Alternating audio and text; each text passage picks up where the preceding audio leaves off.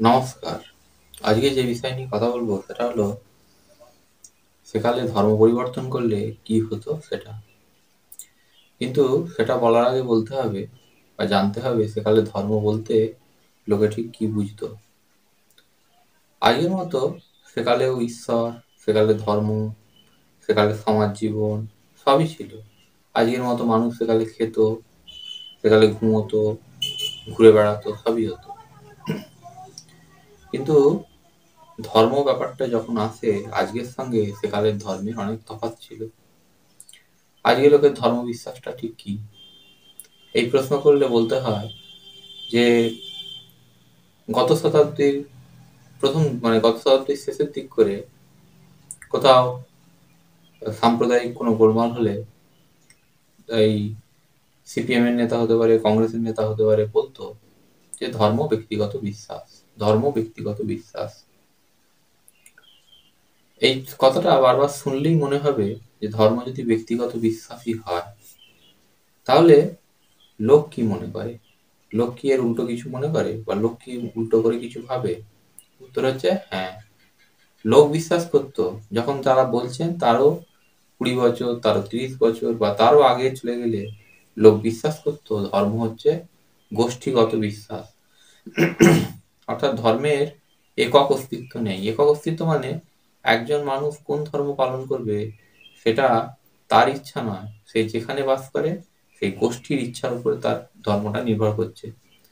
গোষ্ঠীর ইচ্ছা মানে অনেক মানুষ যেখানে বসবাস করে সেটাকে বলে গোষ্ঠী।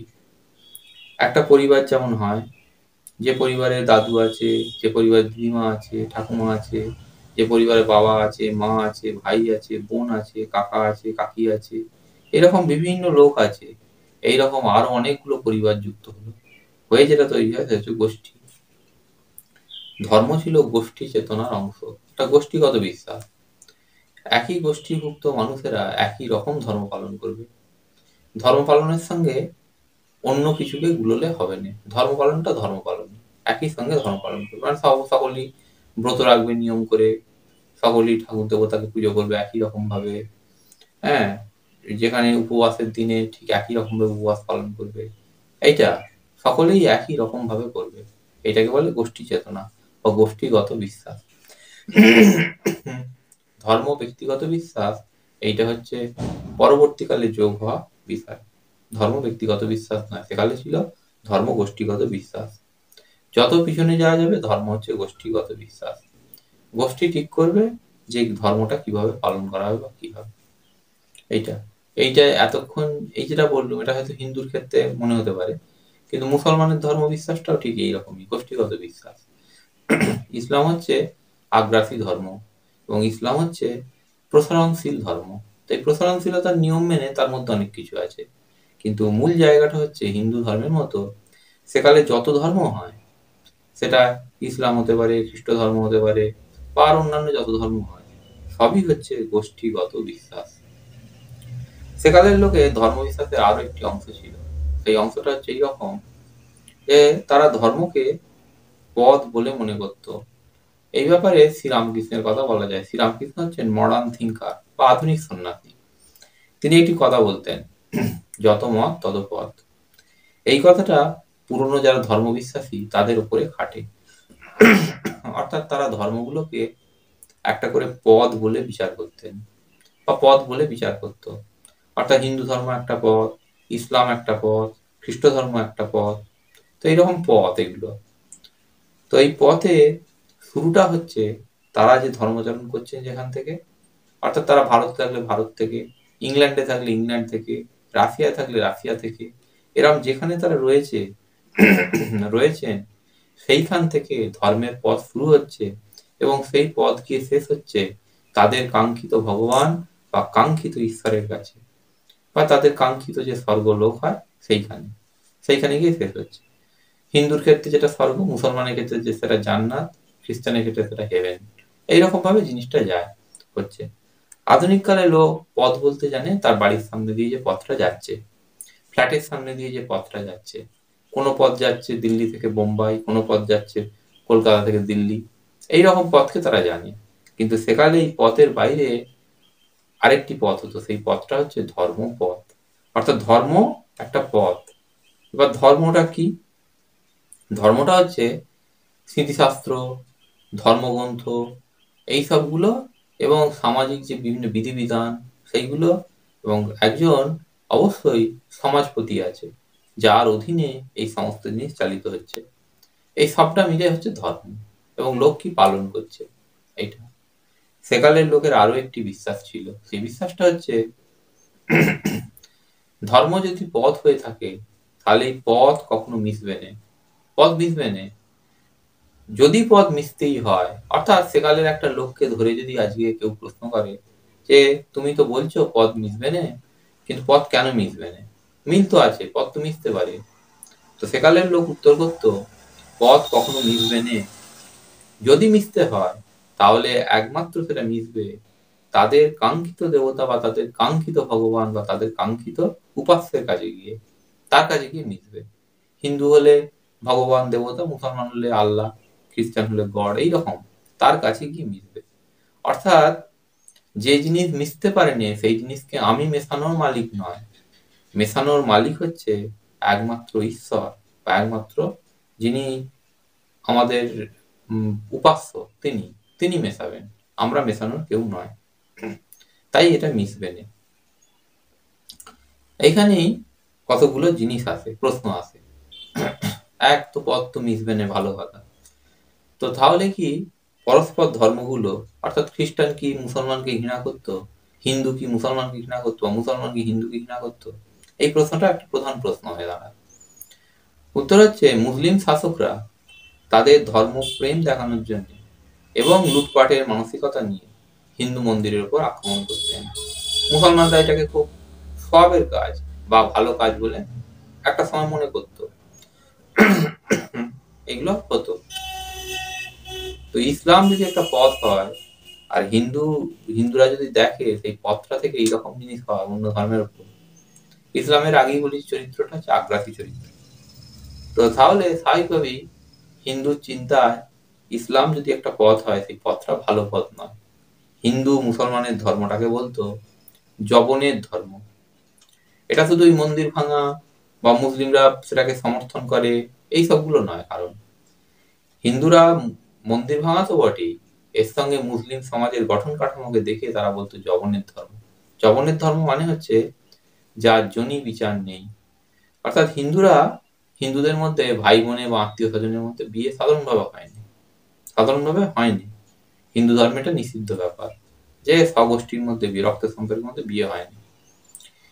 ইসলামে রক্তের সম্পর্কের মধ্যে বিয়েকে সর্বাধিক পবিত্র সম্পর্ক বলে গণ্য করা হয়। অর্থাৎ জনি বিচার হয়নি সেখানে। সেখানে যে কোনো মেয়ে যে কোনো অবস্থাতেই বউ হওয়ার মতো অবস্থায় পৌঁছয় এইটা। এবং হিন্দুর সঙ্গে তার ব্যবধান হচ্ছে হিন্দু যার দুধ পান করে তাকে, ওই গরুর কথা বলছি, গরু তাকে উপাস্য করেছে, তাকে পুজো করে।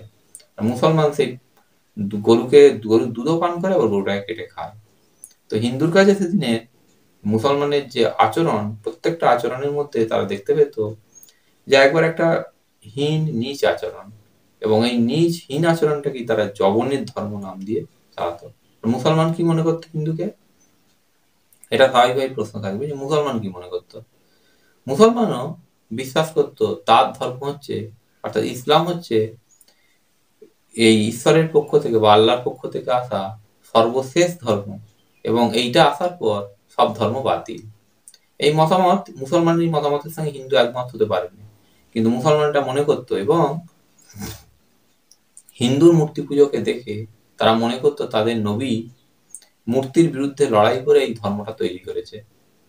তাই এই যে ধর্ম, আগের যে ধর্ম, আরবের যে আগের ধর্ম, সেইটা যদি বদমাইশের ধর্ম হয়, কাফেরের ধর্ম হয়, তাহলে এটাও কাফেরের ধর্ম। অর্থাৎ হিন্দু ধর্মকে মুসলমানরা গাল দিতেই হবে কাফেরের ধর্ম। তাহলে কি দুজনের মধ্যে লড়ালড়ি হতো? উত্তর হচ্ছে নয়, লড়ালড়ি হতো না। সেকালের সাম্প্রদায়িক সম্প্রীতি বলতে বোঝানো হতো যে ধর্মে ধর্মে মিশবে না। ধর্মে মিশলে হচ্ছে ধর্মের মধ্যে অশুদ্ধতা প্রবেশ করবে, ধর্মের মধ্যে অশুদ্ধতা প্রবেশ করবে। অর্থাৎ হিন্দুর সঙ্গে মুসলমান মিশলে মুসলমান তার বাড়িতে তার বাপ মার ছবিটা টাঙিয়ে সেইটাকে মালা দেবে, সেইটা পুজো করবে। অথচ ইসলাম এই ধরনের পুজোর বিরোধিতা করে। ইসলাম এই পুজোকে সমর্থন করেনি। আবার একইভাবে হিন্দুর পুজো, ফুল আসছে মুসলমানের যে বাগান সেখান থেকে, সেটাও সেকালের পণ্ডিত মানুষ বাউন হিন্দুরা বলতো ও ফুল ফেলে দিতে হবে, ওটা চলবে না। কারণ হিন্দুর দেবতার সঙ্গে মুসলমানের নবী এবং মুসলমানের বিরোধ আছে, তারা মূর্তি বিরোধী। তা মূর্তি বিরোধী আর যে তার আল্লাহকে সন্তুষ্ট করতে চায়, তার জায়গা থেকে ফুল নিয়ে এসে পুজো করলে সেই পুজোটাও হচ্ছে অবৈধ একটা পুজো। অর্থাৎ সেই পুজোর জন্য দেবতা অখুশি হবে। লোক দেখতে পেতনি দেবতা অখুশি হচ্ছে, কিন্তু লোক এইভাবে বিশ্বাস করতো দেবতা অখুশি হবে, দেবী অখুশি হবে। তাই সবকিছু হবে হিন্দুর মধ্যে থেকে। যেহেতু ধর্ম গোষ্ঠী চেতনা, একই রকমের জিনিসগুলো সবাই পালন করবে, তাই এই যে পুজোর জায়গায় যেমন ফুলটা আসবে হিন্দুর কাছ থেকে, যেমন প্রসাদটা হবে হিন্দুর জায়গা থেকে, মানে প্রসাদের জিনিসগুলো হিন্দুর দোকান থেকে বা হিন্দুর কাছ থেকে আসবে, যাবতীয় উপকরণ যেমন হিন্দুর কাছ থেকে আসবে, তেমনি প্রত্যেক দিনের জীবন বোধ বা জীবন বাদটাও তাই দাঁড়িয়ে থাকবে হিন্দুর ওপর, মুসলমানের ক্ষেত্রে মুসলমানের ওপর। সেকালের মানুষ এইটাও বিশ্বাস করত যে যে জিনিস দিয়ে পুজো হচ্ছে, অর্থাৎ শাঁখ ঘন্টা বাজিয়ে কোষাকুষি দিয়ে ফুল নৈবেদ্য এইসব দিয়ে যে পুজোটা হচ্ছে, এইগুলো শুধু দেবতার কাছে যায় এমন নয়, যিনি পুজো করছেন বা যিনি পুজো করাচ্ছেন তিনিও দেবতার কাছে বা দেবীর কাছে উৎসর্গীকৃত। মুসলমানও ঠিক একই রকম ভাবে বিশ্বাস করতো। আমি যা খাচ্ছি এটা হালাল না হারাম এটা ব্যাপার নয়, আমি যে কাজগুলো করছি এই কাজের পরও, অর্থাৎ নামাজ হজ রোজা জাকাত এইসবের পরও আমার একটা বড় দায়িত্ব থাকে। সেই দায়িত্ব হচ্ছে আমার আল্লাহ যদি আমাকে ডাকে বলে এই কাজটা করতে, তাহলে আমাকে সেটা করতে হবে। এটা আমি হিন্দু মুসলমানে বললাম, এটা খ্রিস্টানের ক্ষেত্রেও একই জিনিস। খ্রিস্টানও ঠিক এইভাবেই মনে করতো, এইভাবেই বিচার করতো। অর্থাৎ হিন্দুর সমস্ত কাজ হবে হিন্দুর কাছ থেকেই। পুজো বাদ দিয়ে যদি এমনি রান্না বান্নার কাজও হয়, যেহেতু নিজেকে দেবতার কাছে উৎসর্গীকৃত মনে করা হচ্ছে, তাই নিজের চরিত্রের মধ্যে কোনো গোলমাল থাকলে হবে না। মুসলমানও এটা মনে করতো, হিন্দু এটা মনে করতো। চরিত্রে গোলমাল কিরকম, যে আমি খাচ্ছি মুসলমানের দোকান থেকে জিনিস কিনে, তাহলে আমার মধ্যে পাপ প্রবেশ করলো। মুসলমানও ঠিক একই রকম বিশ্বাস করতো, হিন্দুর কাছ থেকে জিনিস নিলে আমার মধ্যেও পাপ প্রবেশ করবে। খ্রিস্টানও এইভাবে বিশ্বাস করতো যে মুসলমান বা হিন্দুর কাছ থেকে নিলে তাদের মধ্যে পাপ প্রবেশ করবে। খ্রিস্টানরা হিন্দুকে বলতো হিদেন, পৌত্তলিক, আর মুসলমানকে তারা এক ধরনের নাস্তিক বলে গালাগাল দিত। মুসলমান ধর্মটা ধর্ম নয় বলে মনে করতো। তাই এইরকম জিনিসটা ছিল সেকালে। সেকালে সমস্ত মানুষই এই জিনিসটার মধ্যে থাকতো যে পুত ও পবিত্র চরিত্রের মধ্যে দিয়েই দেবতাকে উপাসনা করতে হবে। তাহলে কি ভেতরে ভেতরে কোনো গোলমাল ছিল নি? অর্থাৎ হিন্দুর মধ্যে কি অবৈধ সম্পর্ক বা অন্যান্য কিছু ছিল, মুসলমানের মধ্যে ছিল? উত্তর হচ্ছে সেগুলো থাকে, সেগুলো ছিল। কিন্তু সেইগুলো সবসময় বেশিরভাগ মানুষই ধার্মিক হতো এবং সেগুলোকে ধর্ম জানতে পারলে, মানে সমাজবিধি জানতে পারলে সেগুলোর বিচার হতো, কঠোর শাস্তি হতো। তো যাই হোক, এইগুলো হচ্ছে গোপনে অনেক কিছুই থাকে। আর ধর্ম যারা মানতে পারেনি তারা যদি ধর্মবিরোধী কাজ না করে গোষ্ঠীর মধ্যে তারা থাকতে পারত। বাকি রইল হচ্ছে এইরকম যে দুটো পথ মিশবে না। দুটো পথ নামের অর্থ হচ্ছে দুটো ধর্ম কখনোই মিশবে না। এইখান থেকেই আসে, হ্যাঁ, যেটা আরো বলার কথা, এই মিশ্রণে যে চরিত্রের গোলমালের জায়গা থেকে আর একটা কথা বলা যায় যে বিয়েটা সামাজিক সম্পর্ক, অর্থাৎ মুসলিমের সঙ্গে হিন্দুর হবে না, হিন্দুর সঙ্গে মুসলমানের হবে না। এখন অনেক সময় একটা জিনিস জানতে ইচ্ছা করবে যে কারণ, যে এগুলো তো হলো, এই বিশ্বাসের জন্মদাতা কে? এইরকম কেন তৈরি হলো? এই বিশ্বাসকে, এই ধরনের জিনিসটাকে মুসলমান শাসকরাই দাঁড় করিয়েছিল। অর্থাৎ মুসলিম শাসকরাই চাইতো হিন্দু যেন মুসলমানের থেকে তফাৎ থাকে। অর্থাৎ এই তফাৎটা হবে একটা খাল, একটা মাঠ, একটা বিল, এইরকম তফাৎ, নদীর ওপারে এইরকম ভাবে। মানে মুসলমানের পাশে যেন হিন্দু না থাকে। কারণ হিন্দু থাকলে মুসলমানের ধর্মের মধ্যে খারাপ জিনিস ঢুকবে, আর মুসলমান থাকলে হিন্দুর মধ্যেও মুসলমানের খারাপ জিনিসগুলো ঢুকবে। তাই এই জিনিসগুলো সেকালে মনে করা হতো, মুসলিম শাসকরাই তাই হিন্দুকে তফাৎ থাকতে বলতো। শর্ত এইটা থাকতো, হয় মুসলিম হও আর নয় আলাদা হও, তোমার সঙ্গে কোনো হিন্দু মুসলমানের সম্পর্ক হতে পারে না। সেইখান থেকেই আসে ধর্ম পরিবর্তন করলে কি হতো। মুসলমান বা খ্রিস্টান ধর্ম পরিবর্তন করলে একটাই শাস্তি, সেটা হচ্ছে মৃত্যুদণ্ড। যেকালে ইংরেজরা এদেশে আসে, ইংরেজরা ছিল খ্রিস্টান, সেকালে তারা মৃত্যুদণ্ডের শাস্তি থেকে সরে এসেছে, অর্থাৎ ধর্ম পাল্টাক বা যাওয়া আর তার শাস্তি নেই। আজকাল মুসলমানও আর এই কাজ করেনি, ধর্ম পরিবর্তন করলে মেরে ফেলবে এমনটা করেনি। তবে কখনো কখনো তাদের মধ্যে থেকে এই কথাগুলো আসে, ধর্ম পাল্টালে মেরে দেওয়া হবে। তো এইগুলো। আর হিন্দুর ক্ষেত্রে সেকালে নিয়ম ছিল, হিন্দু দরজাটাকে বন্ধ রেখেছিল, এই মুসলমান খ্রিস্টানের মতো করি। হিন্দুর ক্ষেত্রে নিয়ম ছিল, হিন্দু ছেলে বা মেয়ে ধর্ম পাল্টালে তাকে সমাজ থেকে বেরিয়ে যেতে হবে। আজও অনেকাংশে এই নিয়ম বলবৎ আছে, পুরোপুরি না হলেও খানিকটা বলবৎ আছে। বাংলাদেশের মতো জায়গাতে আজও এই নিয়ম কার্যকর হয়, হিন্দু সমাজ চালাই হবে। তো এইটা হচ্ছে নিয়ম। অর্থাৎ কেউ যদি হিন্দু সমাজ থেকে মুসলমান সমাজে যেতে চায়, মুসলিম ধর্ম গ্রহণ করতে চায়, কেন মুসলিম ধর্ম গ্রহণ করবে? বিশেষ করে শাসকের কাছ থেকে অর্থ কৌলিন্য, বা শাসকের কাছ থেকে চাকরি, শাসকের কাছ থেকে পুরস্কার, শাসকের কাছ থেকে যাবতীয় সুযোগ সুবিধা নেবে বলে, এবং অনেক ক্ষেত্রে বোকাতোকা হিন্দু অলি আউলিয়ার কেরামতির নাম দিয়ে, অলি আউলিয়ার কেরামতি দেখে মুসলমান হতো। তার কাছে জিজ্ঞাসা জানতো নি জাগদুনি এইটা, যে হিন্দুদেরও তো সাধু সন্ন্যাসী আছে, তারাও তো কেরামতি দেখায়, তাহলে আমি মুসলমান অলি আউলিয়ার কেরামতি দেখে কেন ইসলাম গ্রহণ করব? এই বোধ তাদের মধ্যে কাজ করতো নি, তারাও ওই দিকে যেত। অনেক সময় খাবার বিলি করা হতো, মুসলিমরা খাবার বিলি করতো, সেভাবেও মুসলমান হতো। অনেকে জিজিয়াকে এড়ানোর জন্য মুসলমান হতো, অর্থাৎ জিজিয়া পড়বে না, যদি মুসলমান হয় তাহলে জিজিয়া তাকে দিতে হবে না, এইভাবে মুসলমান হতো।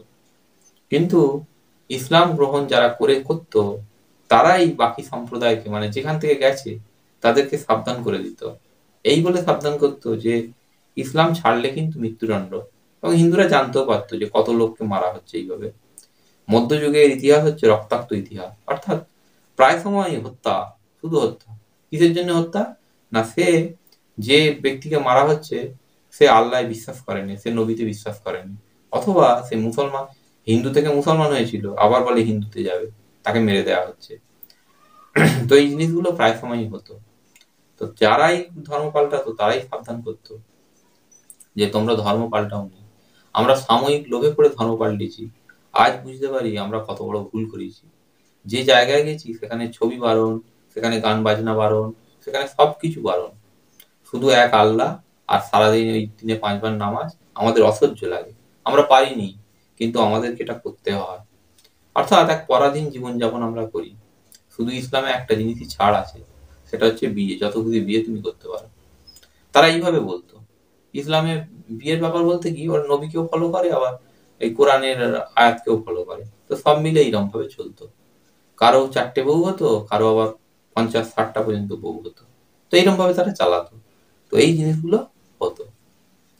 তো মুসলিম শাসকদের তৈরি করা যে ব্যবস্থা, সেইটাই হিন্দু মেনে নিয়েছিল, এবং এইভাবে দুজনের সমাজটা চলতো, যে কেউ কারো সঙ্গে মিলবে না। তাহলে যে ইতিহাস বইতে এই গল্পটা থাকে যে একটা প্রভাব পড়েছিল মুসলিম শাসনে, এই হিন্দু মুসলিম ঐক্য হয়েছিল। এই হিন্দু মুসলিম ঐক্য যেটা হয়েছিল এটা হচ্ছে ওপর ঐক্য। হিন্দু মুসলিম বাস্তবে কোনো ঐক্যের কোনো ব্যাপার নেই। হিন্দু মুসলমানের কাজকে দেখবে না, মুসলমানের রাস্তায় হাঁটবে না, এবং একই রকম ভাবে মুসলমান ও হিন্দুকে দেখবে না, হিন্দু রাস্তায় হাঁটবে না। হিন্দুর ধর্মাচরণটা হচ্ছে আনন্দ ভিত্তিক, অর্থাৎ হিন্দু সব কাজে আনন্দ লুকিয়ে আছে। দোল হবে, দুর্গোৎসব হবে, কালী পুজো হবে, সবেতে আনন্দ। আর মুসলমানের ধর্মাচরণটা হচ্ছে খানিকটা গম্ভীর প্রকৃতির। এই গম্ভীর প্রকৃতির জিনিসের সঙ্গে আনন্দের জিনিসের মিল হয়নি, তো সেই জন্য মিল হওয়া সম্ভব ছিল না। এরপরও বলা হয়ে থাকে, ওই কিছু কিছু ভক্তিবাদী সাধক আছে যারা মিল খোঁজার চেষ্টা করেছিল বা যাই করেছিল, তো সেটা। আচ্ছা, আবার সেই জায়গায় আসি যে ধর্ম পরিবর্তন করলে কি হতো। হিন্দুর ক্ষেত্রে ধর্ম পরিবর্তন করলে তাকে যে তাড়িয়ে দেওয়া হতো, তাকে সর্বাংশে তাড়িয়ে দেওয়া হতো, অর্থাৎ তার সম্পত্তি থেকে, তার টাকাকড়ি সবকিছু থেকে তাকে বঞ্চিত করা হতো। এবং সমাজের সব লোক যাদের উপর সে নির্ভরশীল, তারা তাকে বলতো তোমার জায়গা সমাজে নেই, তুমি যে ধর্মে গেছো সেইখানে গিয়ে খুঁজিয়ে যাও। সেই জন্যে যারা ধর্ম পরিবর্তন করতো তারা রাজধানী এলাকায় গিয়ে থাকার চেষ্টা করতো, কারণ সেখানে ওই মুসলমানের জন্য দোকান হবে, কিছু থাকবে, সেখান থেকে কিনে খাবে। অর্থাৎ ধর্ম পাল্টালে খুব সমস্যায় পড়তে হতো সেই কালে। আর মুসলিমের ক্ষেত্রে ধর্ম পাল্টানোর কোনো সুযোগ নেই, কিন্তু ইসলাম ধর্ম প্রসারণশীলতার নিয়ম মেনে একটা ছাড় দেয়। সেই ছাড়টা হচ্ছে যে যদি অন্য ধর্মভুক্ত মানুষকে, অর্থাৎ মুসলিম মেয়েটা যদি হিন্দু ছেলেকে ইসলামে নিয়ে আসতে পারে, বা মুসলিম মেয়েটা যদি হিন্দু ছেলেকে তার ধর্মে নিয়ে যেতে পারে, বা মুসলিম ছেলেটা যদি হিন্দু মেয়েকে তার ধর্মে নিয়ে যেতে পারে, তাহলে সেটা স্বভাবের কাজ, ভালো কাজ। এই নিয়মে মুসলমান যত বিয়ে করতো হিন্দুতে, সেই মেয়েগুলো সবই হতো মুসলিম। খ্রিস্টানের ক্ষেত্রেও এই একই জিনিস, অর্থাৎ খ্রিস্ট ধর্ম ভুক্ত কোনো ছেলে হিন্দু মেয়েকে বিয়ে করলে বা মুসলিম মেয়েকে বিয়ে করলে অবশ্য কাজ হচ্ছে তাকে খ্রিস্ট ধর্মে দীক্ষিত করা। খ্রিস্টান কোনো মেয়ে হিন্দু ছেলেকে বিয়ে করলে তার কাজ হচ্ছে তাকে খ্রিস্ট ধর্মে নিয়ে যাওয়া। এই গোঁড়ামিগুলো বা এই ধরনের কাজগুলো সেকালে হতো বা সেকালে তারা করতো। অন্যথায় বিধান হচ্ছে হত্যা করা, না করতে পারলে হত্যা করা। আর ছাড়াছাড়ি যে হতো নি তা না, ছাড়াছাড়িও হতো, কিন্তু সেকালে এই ধরনের ছাড়াছাড়ি ব্যাপারই নেই। সেকালে হয় ধর্ম পাল্টিয়ে নিয়ে যেতে হবে, আর নচেৎ শাস্তি হবে। যদি কোনো মুসলিম ছেলের সঙ্গে কোনো হিন্দু মেয়ে সম্পর্কে জড়ায় এবং যদি বিয়েটা না হয়, অর্থাৎ মুসলিম মেয়েটা, এই হিন্দু মেয়েটা মুসলিম পরিবারে যেতে চাইলো নি, বা যেতে চাইলো ধর্মটাকে সঙ্গে নিয়ে, ধর্ম সঙ্গে নিয়ে যাওয়া যাবে না, ধর্ম পাল্টাতে হবে। এবার যদি এমন হয় যে ধর্ম পাল্টালো, তাহলে এই বিয়ে তো হলো নি, মুসলিম ছেলেটাকে তার সমাজ অত্যন্ত খারাপভাবে চিনবে, আর মেয়েটাকেও, এই হিন্দু মেয়েটাও হিন্দু সমাজে সব থেকে কলঙ্কিত মহিলা বলে পরিচিত হবে। এরও বিয়ে থা সেকালে হতো না। এর জীবনটা শেষ পর্যন্ত একে বেছে নিতে হতো বেশ্যার জীবন যাকে বলে। তো এইরকম জিনিসগুলো সেকালে ছিল। তো ধন্যবাদ, আজ এই পর্যন্তই।